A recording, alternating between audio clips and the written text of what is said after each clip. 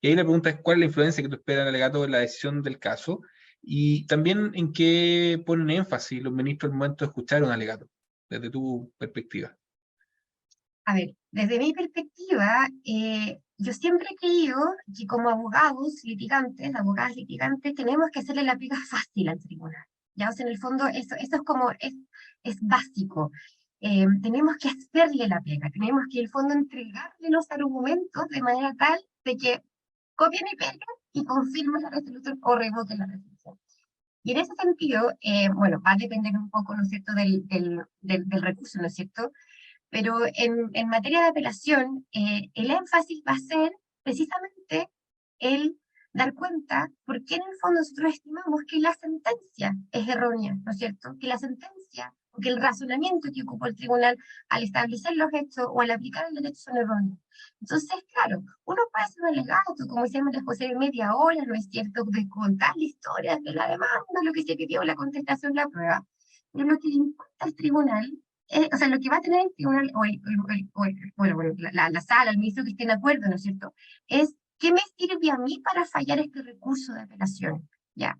Y lo que me sirve a mí para fallar este recurso de apelación va a ser directa relación con los fundamentos de la apelación. Y los fundamentos de la apelación va a ser directa relación con por qué esta sentencia es errónea o por qué no lo es. Entonces, yo creo que ese es el énfasis. Ahora, el énfasis va a estar dado por también la manera en que lo vamos a decir, cómo nos expresamos en relación a cuáles son los argumentos por los cuales no estamos de acuerdo con la sentencia, ¿no es cierto?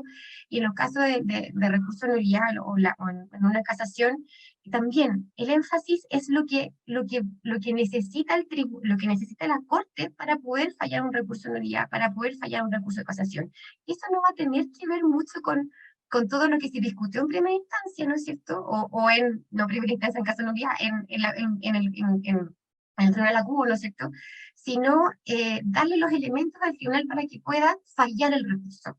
Y eso va a tener también directa relación en cuál es el vicio que se cometió en la sentencia y cómo ese vicio influyó sustancialmente en lo dispositivo del fallo. Entonces, ese es el kit del asunto, digamos, es cómo yo aporto mi alegato para que el tribunal pueda resolver a mi favor y no perderme en todo un juicio, ¿no es cierto?, que puede haber durado muchos años.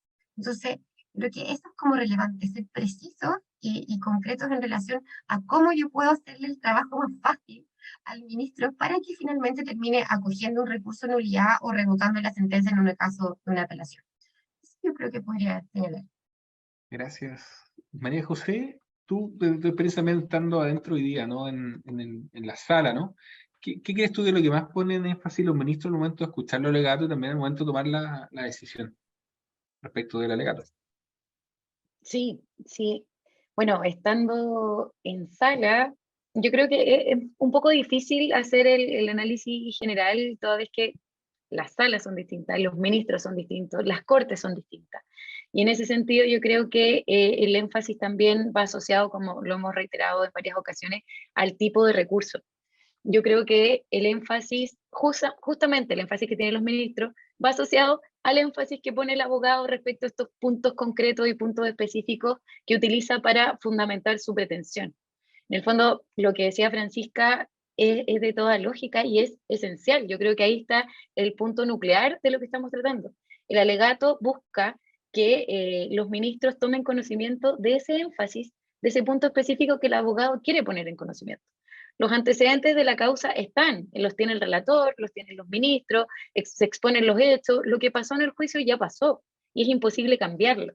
Ahora, la interpretación que se da, sobre todo hablando aquí de un recurso de apelación, que podríamos hablar que quizás es lo más recurrente, lo que más le interesa de cierta perspectiva a los abogados, es cambiar la interpretación, cambiar el pronunciamiento respecto a una decisión.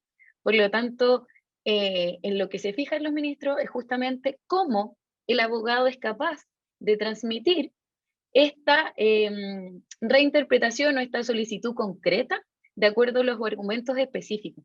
Yo creo que es muy importante circunscribir lo que hace el abogado respecto a lo que quiere lograr.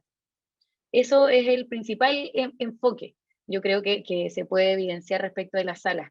Y volviendo también al tema de las formalidades, yo creo que dependiendo del tipo del recurso, las salas muchas veces se preocupan de manera directa del cumplimiento de estos requisitos formales. Por ejemplo, si hablamos de un recurso de nulidad en materia laboral, por ejemplo, es muy, muy relevante el cómo el abogado interpone las causales, toda vez que los ministros tienen su criterio respecto a la forma de interposición, si son estas causales en materia subsidiaria, de manera conjunta, por lo que es una antena en el fondo, que al decir el abogado, interpongo estas causales de manera, inmediatamente la atención de los ministros se va a esta forma de interposición, por lo tanto, ese es el desafío, en circunscribir lo que están pidiendo, el cómo lo están pidiendo, y también las formalidades, que yo creo que es un punto principal que toman en cuenta los ministros al momento de escuchar del alegato y posteriormente resolver.